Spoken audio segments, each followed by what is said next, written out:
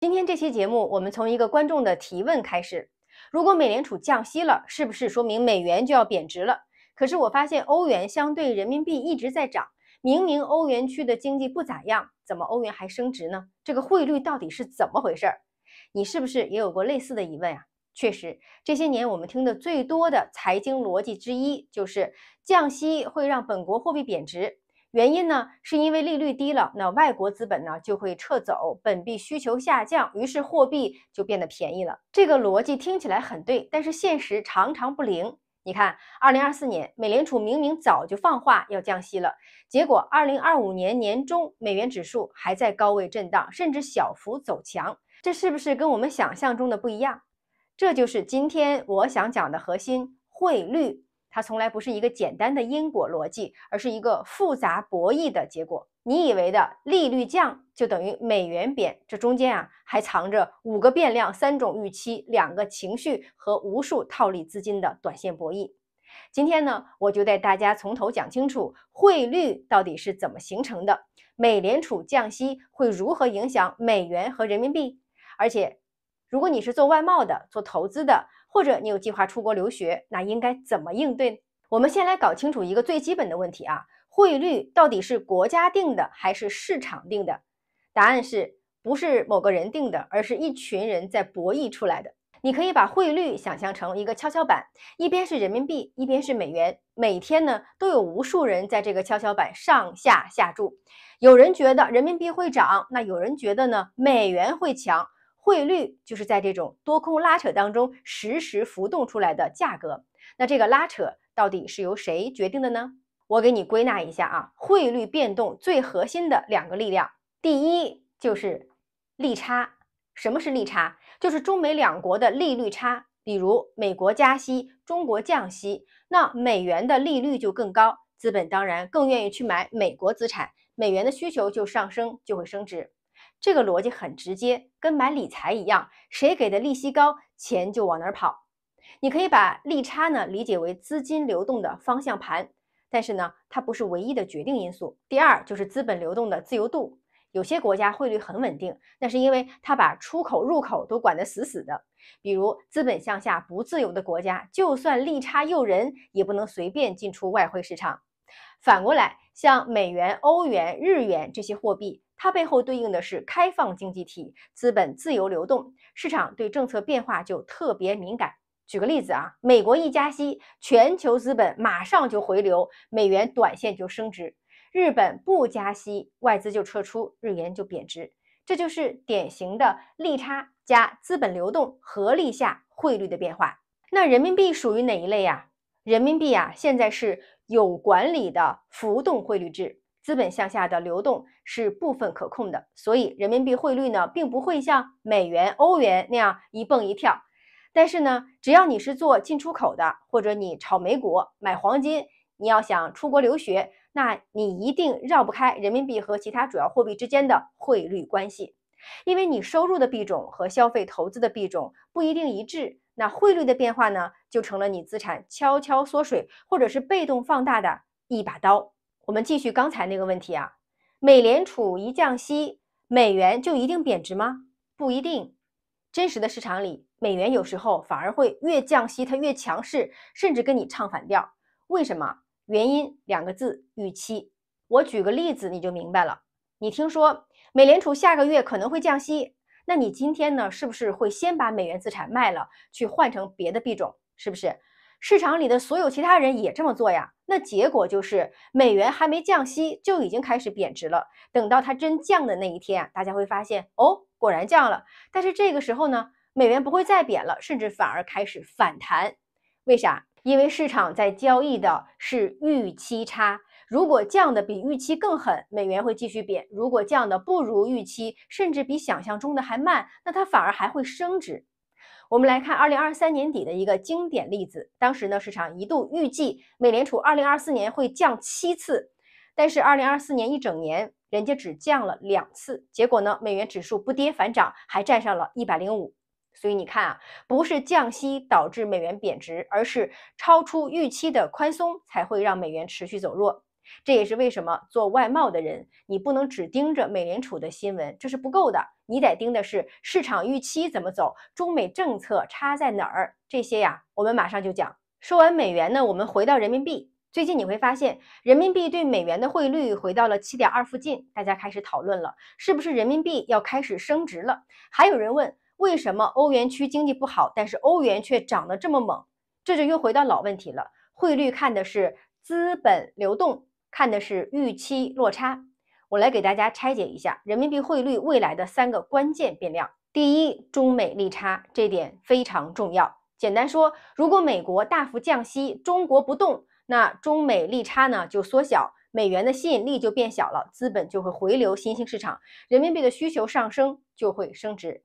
反过来，如果中国也跟着宽松，甚至咱们降息比美国还要低，比美国还要宽松，那人民币就会继续贬，这就是利差的一个逻辑。第二点，出口和外贸的基本面。2023年以来，中国出口持续回暖，出口企业结汇增多，会增加人民币的市场供应，增强人民币的支撑。换句话说，外贸好，人民币更有底气。第三点呢，咱们就得看监管层的态度，这一点大家不要忽视。我们常说呀，人民币是有管理的浮动汇率制，如果汇率波动过大，那央行呢会通过中间价的机制、外汇储备干预、逆周期因子等等工具引导市场的预期。所以，当人民币贬值过快的时候，我们通常会看到离岸人民币反弹，美元对人民币受控，结售汇意愿变化。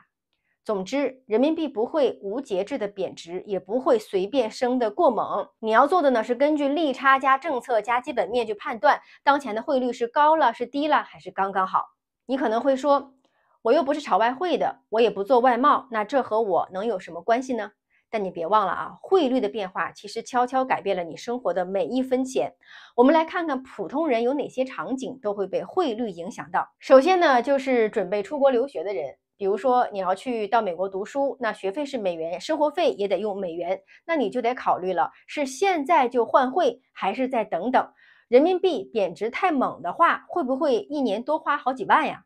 那我的建议是，你可以选择逐月换汇，加上设置止损价位。比如说现在的汇率是7.2，短期看呢贬值压力不大，那你可以先兑换50%。如果未来跌破了7.1了，你再分批换。如果涨到7.3以上呢，你就锁价走人。第二类人呢，就是计划出国旅游的人。比如说你年底打算去日本、美国或者欧洲旅行，那你可以用一个小策略，就是每个月呀换一点外汇，把自己呢换汇成本给摊平。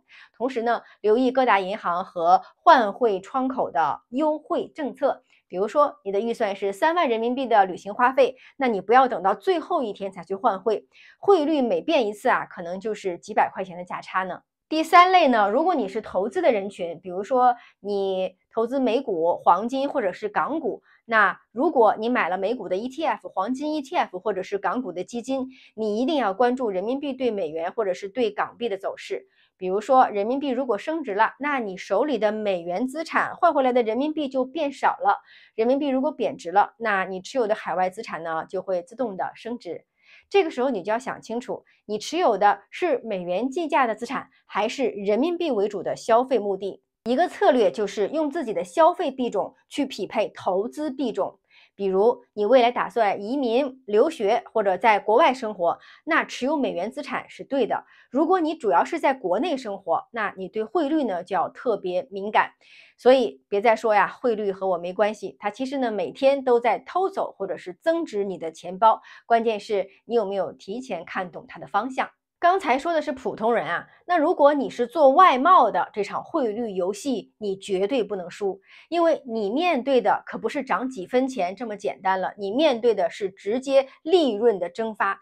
我们来拆解一下外贸企业面对汇率变化最常见的3种风险。第一种就是收款时点的风险。举个例子啊，你3月份接了一个欧美客户的订单，报价是100万美元，但是你真正收到钱的是6月底。中间这几个月呢，汇率从7.3跌到了7.1，你本来能拿到730万人民币的，最后呢就只拿到了710万，白亏了20万。